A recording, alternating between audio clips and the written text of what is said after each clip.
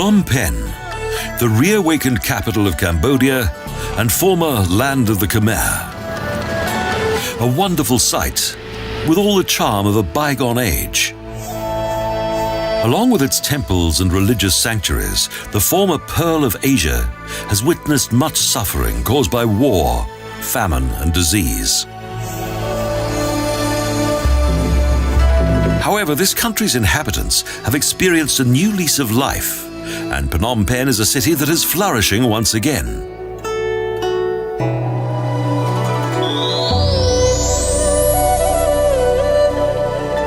The splendid royal palace is surrounded by a high wall. There was once a citadel here that was subsequently replaced by a palace constructed of timber. Today's stone structure was built in 1927, but during the rule of the Khmer Rouge, it fell into decay. Under the rule of King Sihanouk, the palace was returned to its former glory in 1991. The huge palace building is divided in two. Directly next to the king's residence is Cambodia's finest temple complex, the Wat Phra Kaeo Morokat.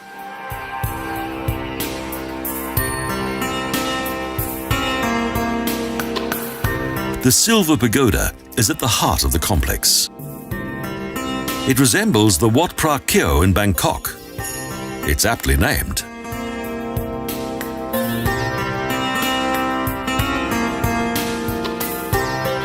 Its internal floor is covered with 5,000 silver tiles, each one weighing a kilogram. The altar is decorated with a life-size golden Buddha. Behind the golden Buddha, that is covered with 2,000 diamonds, is the famous Emerald Buddha, set on a gold base. At the rear of the Silver Pagoda is a replica of the Angkor Wat Temple. Surprisingly, no monks have ever lived within this monastery complex.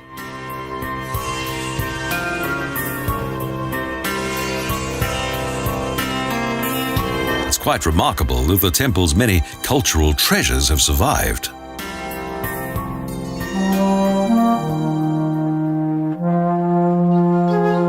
Around the pagoda are several royal stupas that contain the ashes of former Norodom kings.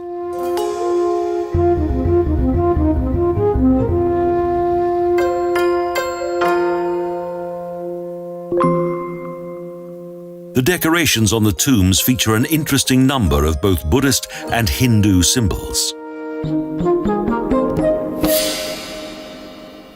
Between the stupas is a small open pavilion that contains an equestrian statue of King Norodom.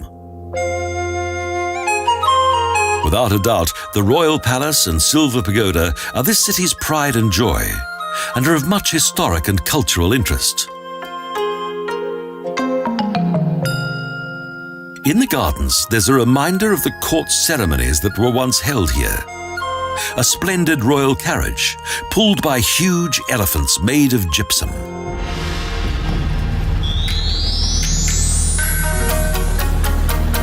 Sisawat Quay is a road that follows the Tonle Sap River for 4 kilometers. It's where most of Phnom Penh's tourists are to be found, because of its numerous bars and restaurants. During the Festival of the Water Turn, this, the junction of the Tonle Sap and Mekong, is a place of much festivity. After the rainy season, the Tonle Sap River changes its course. Then the king and his guests will be duly seated on a grandstand. Rowing teams and their followers from all over the country are an important part of the annual festival, when thousands of spectators cheer for their respective teams. The richly adorned and colourfully painted longboats take 65 oarsmen, who stand, kneel and sit within them. They train throughout the year, and before the event, each boat is blessed by monks.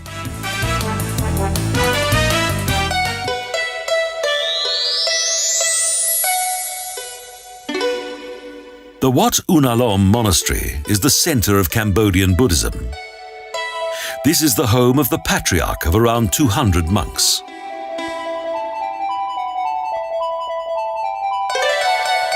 The monastery once contained more than 40 buildings that were either damaged or totally destroyed by the Khmer Rouge, including the precious Buddhist library.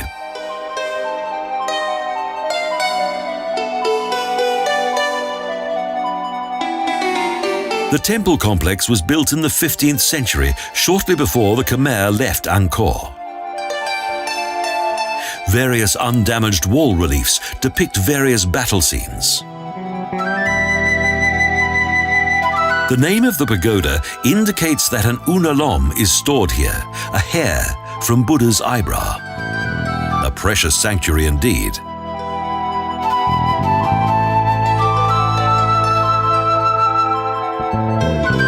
Due to fear of theft, the pagoda is only open during the early hours of morning, so only early risers are able to visit it. The temple is visited by many faithful Buddhists who come here to pray for the fourth patriarch who was killed here by the Khmer Rouge. During the second half of the 19th century, Phnom Penh became a French colonial town, with wide streets, shops, government buildings, hotels and villas, all in the colonial style.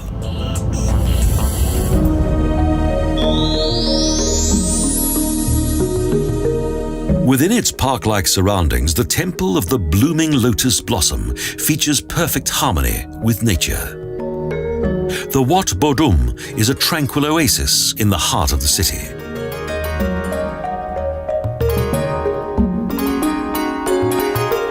The tall outer columns and the edges of the pitched roofs copy the Siamese style of the Ayutthaya epoch, combined with traditional local architecture.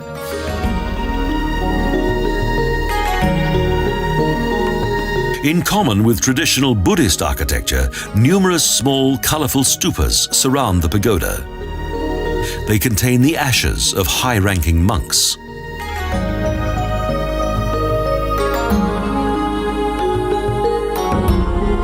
The tallest and most elegant stupa commemorates a brother of King Norodom. His urn is stored here and is guarded by 4 monumental faces.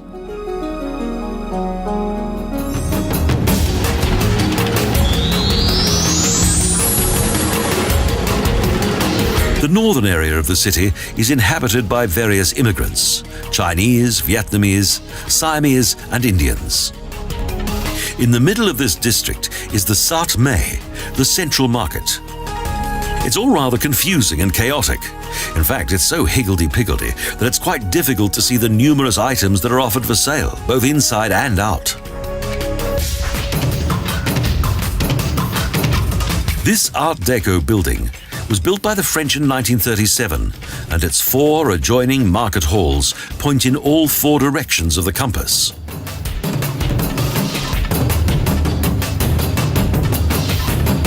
The market is a hive of activity, with many people and much traffic. The colourful spectacle and large variety of goods for sale make a visit to this market an absolute must.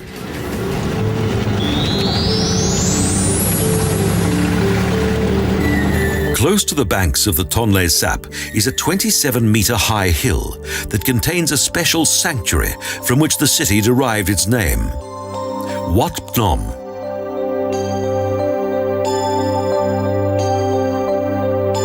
According to legend, in 1372, a woman named Penh came across 4 Buddha statues on the banks of the nearby river. She ordered that a hill be built on which would stand a pagoda that could store the statues. The settlement that developed around the temple was called Phnom Penh, the Hill of Mrs. Penh. Both hill and temple became the city's main landmark.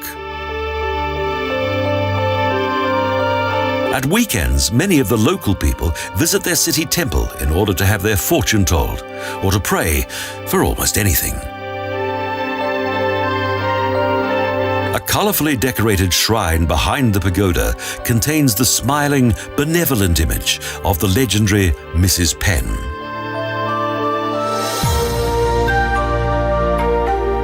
The golden statue next to a large floral clock on the southern side of the hill features King Sisawat, accompanied by 3 women who symbolize the 3 provinces that were regained during his reign.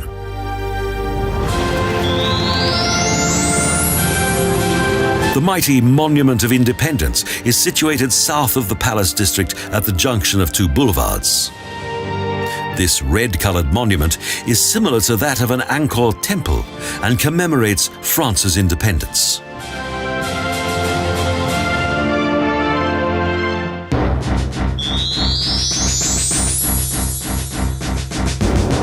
The Tuol Sleng Museum features Cambodia's dramatic past. Following Pol Pot's rise to power, a torture chamber was built here.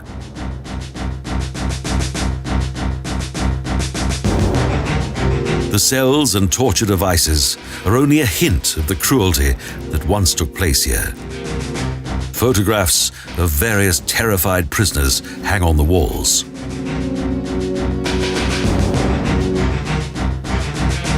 It's believed that 20,000 prisoners were interrogated and tortured here by Pol Pot's Khmer Rouge. The regime selected its victims virtually at random. When the Vietnamese army eventually reached this prison, the dead were lying everywhere.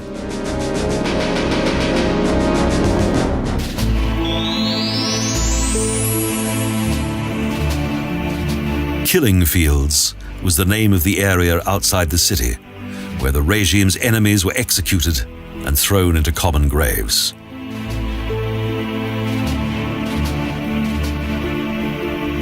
The history of Cambodia is somewhat macabre. When the Americans demonstrated their awesome firepower during the Vietnam War, the city's inhabitants were at first grateful when the Khmer Rouge marched in 1975.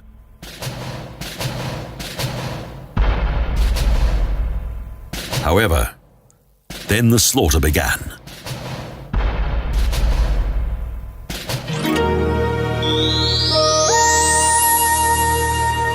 Wat Maha Montray, the ministerial monastery. This, one of the city's most interesting wats, derived its name from a royal minister who suggested its construction. Phnom Penh contains more than 20 pagodas that were renovated following the devastation caused by Pol Pot's regime. This one is particularly impressive. The altar of the main temple is decorated with several seated Buddha, and the walls contain descriptive images of the life of Buddha.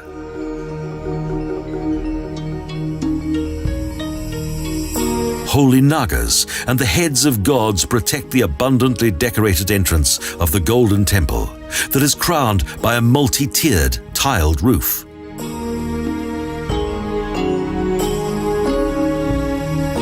Today, more than 300 monks and novices inhabit this monastery school.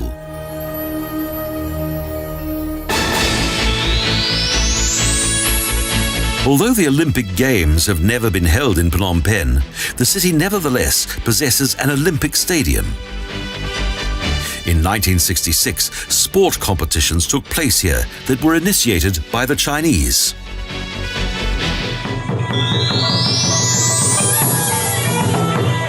A visit to Cambodia would not be complete if one did not experience a traditional dance performance. Women perform the ancient Apsaras dance. It also appears in various paintings on the temple walls of Angkor. Apsaras, divine female dancers who once entertained the king. Angkor features thousands of them carved in stone. Classic Apsaras dances and folk performances were once an important entertainment in the royal court. During royal rule, the Apsaras dances performed only for the king. However, today, everyone can enjoy the dances. Here, times are changing for the better. They continue to dance and battle against spirits and demons, and of course, they always come out on top. Next, we travel north to Cambodia's ancient capital. The busy city is left behind and replaced by a fascinating landscape.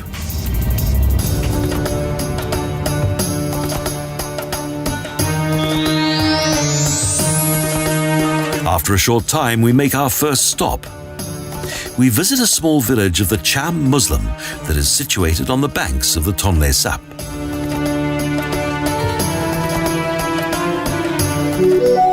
Today in Cambodia, there are around 250,000 Cham, an ethnic minority. They came here from the kingdom of Champa that once extended from the central Vietnamese coast to as far as southern Laos. The ancestors of this proud people are also known as the Khmer Islam.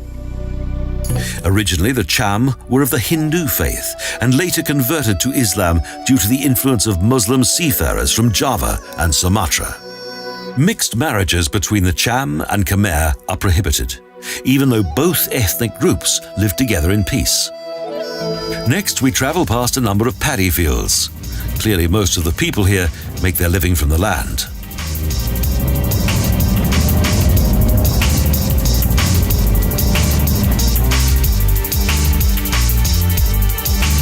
Scattered settlements and the golden, shining roofs of remote pagodas, located between seemingly endless paddy fields. This romantic atmosphere sets the appropriate mood for our next destination.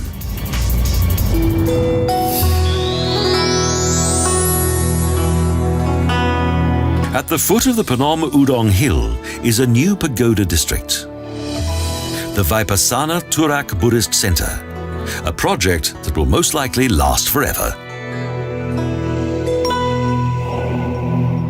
Because Buddhists believe that they can improve their karma by having further new sanctuaries, wealthy patrons donate large sums of money to the cause.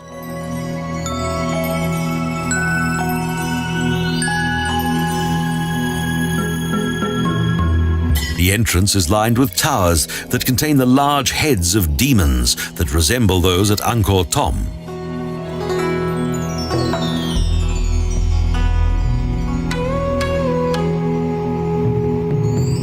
The monks and nuns who live here plan to make this sanctuary as large as that of the old temple town of Angkor, with huge temples, water basins, and gilded figures of the gods.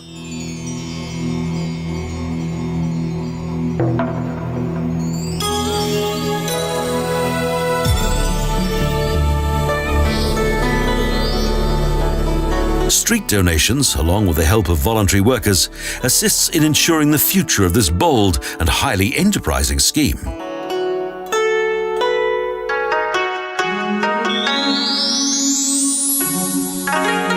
In 1618, Udong became the capital of Cambodia for several years. Indeed, there were once hundreds of dwellings and temples around the hills of Udong. The hills were acquired by the monarchy, who had stupas built to contain the dead.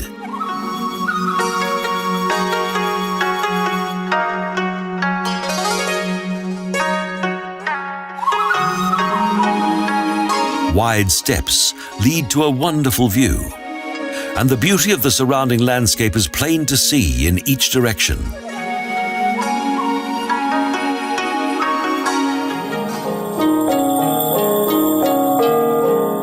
Despite the various stupas, cherries, and shrines on the Mountain of Good Fortune, there is nothing here of the splendor of the old capital city.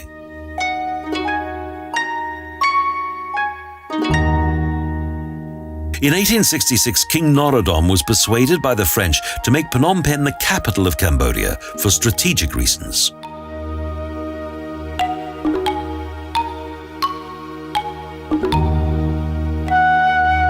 More than 10,000 subjects followed their king to the junction of the Mekong and Tonle Sap.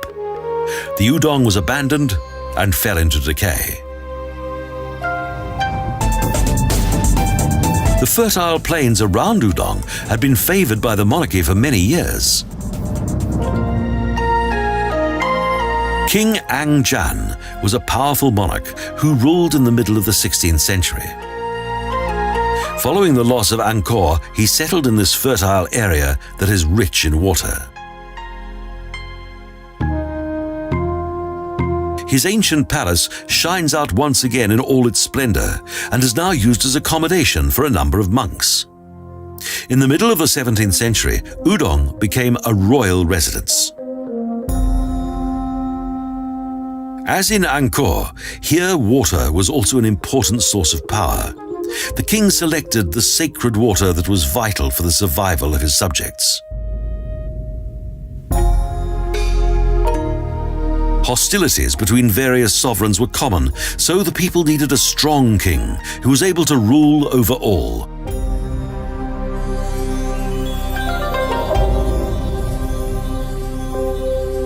The Siamese were well known for their devious plots in their struggle for power, so they attempted to destroy the union of the ruling Khmer.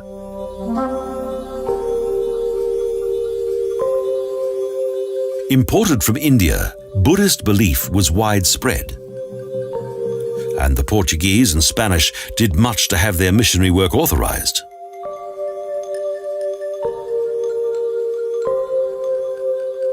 Just a few kilometers from the palace is the old garrison town of Long Wak that was the capital of Cambodia during the rule of King Ang Jan.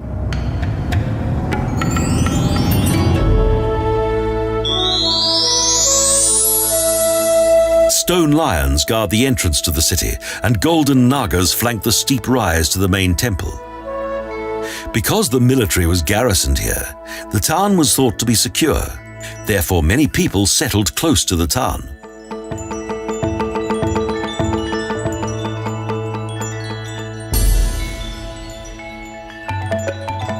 In the town were two statues, Pre Ko and Pre Khan. Their sacred golden text was said to impart the wisdom and knowledge of the world.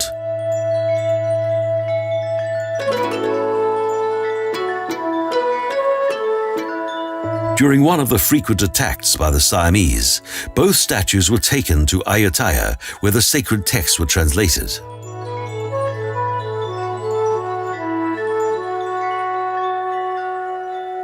Thus, the Siamese gained much further wisdom from the Khmer. According to legend, both statues are still hidden in Bangkok, and it's said that if the Cambodians eventually manage to retrieve their statues, Thailand will fall under Cambodia's rule.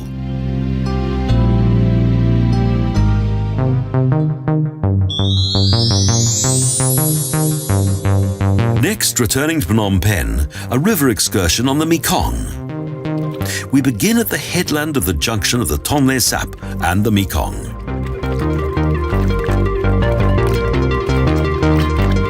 Here there are many small boats of the so-called boat people who live on their boats and gain their living from fishing.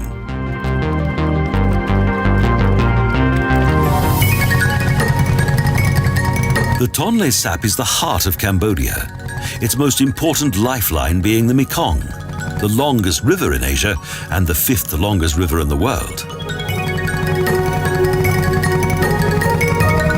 The Mekong has its origin in China on the edge of the Tibetan High Plateau. For more than 4,900 kilometers, it crosses China, Myanmar, Laos, Thailand, and Vietnam. During the rainy season, the river is at its highest. So it not only floods the land, but also creates a miracle of nature.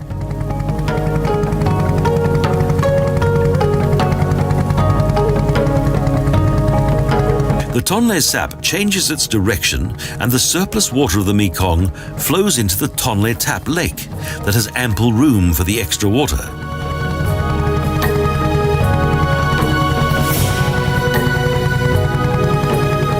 After the monsoon period, the water drains out of the lake back into the Mekong. The direction of the water changes once again, and everyone celebrates the festival of the turning water.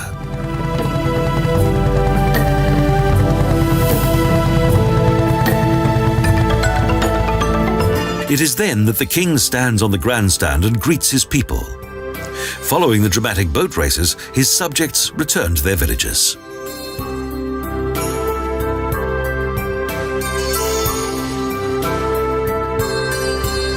Today, one of the most beautiful and interesting cities in Asia is gradually recovering from the tragic events of the past. It is as though Phnom Penh is now keen to enjoy everything that was forbidden during the Vietnam War and the savage rule of the Khmer Rouge.